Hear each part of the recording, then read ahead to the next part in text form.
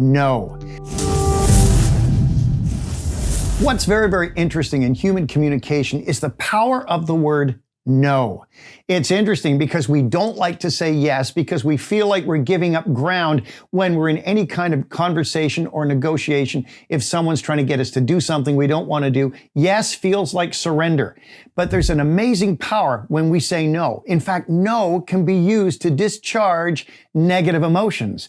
Therapists can do this in a setting. They can say, you don't think this is going to work, do you? No, I don't. And you don't even want to be here today, do you? No.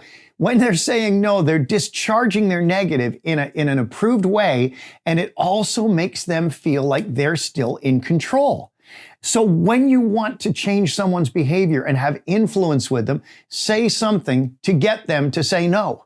And then they will feel in control, and it's easy to lead them to the new material you want them to look at. So it might be as simple as saying, "What, do you really believe this is a completely ridiculous idea?" And they go, "No." You say, "Okay, so what aspects of this could we work on together?" Now, they still feel in control. And when you've asked them a question that will undoubtedly get a no from them, they feel in control and they will help you bring resolution to whatever it is.